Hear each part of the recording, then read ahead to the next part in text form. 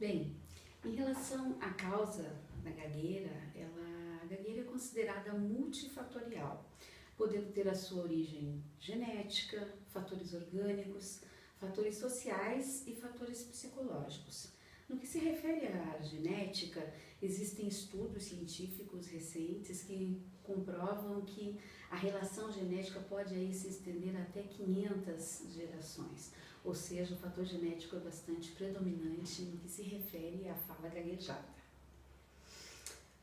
Em relação à alteração no ritmo da fala, como eu disse em alguns slides anteriores, essa alteração pode ser de forma involuntária, pode ser não, na verdade ela é de forma involuntária, intermitente, ou seja, não é toda hora que apresenta aí essa alteração nesse ritmo da fala, e também imprevisível. A epidemiologia diz o quê? Que na população brasileira a incidência da gagueira é de 5%.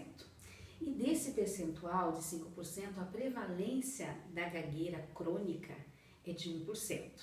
De acordo com o Instituto Brasileiro de Fluência, a gagueira acomete mais de 9,5 milhões de brasileiros em alguma fase da sua vida.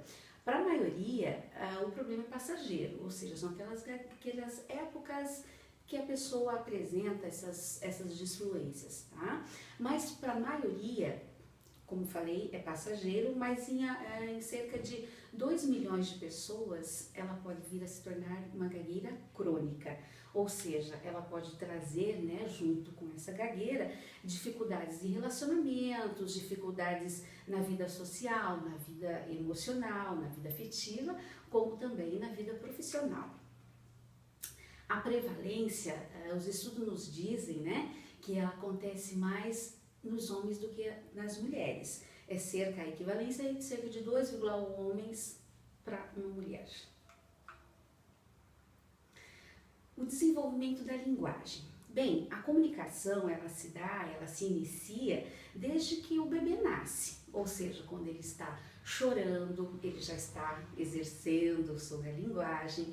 Quando a mãe, em alguns casos, né, até refere, eu conheço quando é choro de dor, né, quando é choro de fome, ou seja, aí a linguagem já inicia a partir do momento que esse bebê nasceu. Agora, em relação à fala, ela se desenvolve principalmente entre os 4 primeiros anos de vida.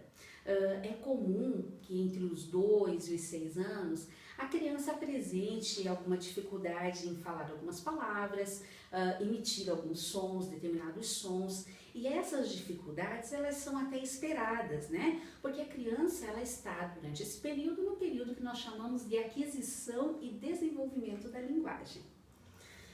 A gagueira do desenvolvimento, bem, essa gagueira ela surge na infância, durante essa fase que eu disse anteriormente, que é essa fase da aquisição da linguagem.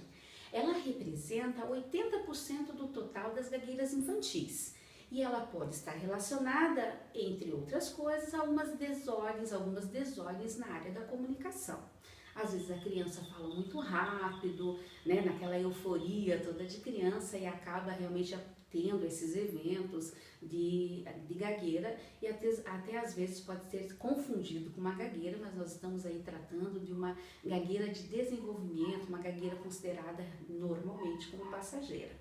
Agora, 20% desse total pode vir a se tornar uma gagueira crônica na adolescência ou até mesmo na vida adulta. Nós temos alguns casos relatados na empresa onde eu atuo, onde eu trabalho, de algumas frequências que essas gagueiras acontecem. Tenho alguns casos, vou citar de um adolescente em que ele dizia que a gagueira dele se apresentava quando ele estava mais no ambiente familiar, tá? Ou seja, quando ele estava com seus amigos na faculdade, ele já tinha iniciado na faculdade, ele se considerava super bem, estava num ambiente favorável, se desenvolvia muito bem no que se refere à fala. Já no ambiente familiar, ele relatava uma dificuldade, creio que, justamente porque ele relatava para nós, que a família sempre parava tudo para esperar ele falar. Isso criava nele uma ansiedade, né? E com isso ele realmente apresentava, relatava, e isso comprovado com a família também, relatava esses maiores episódios dessas falas gaguejantes.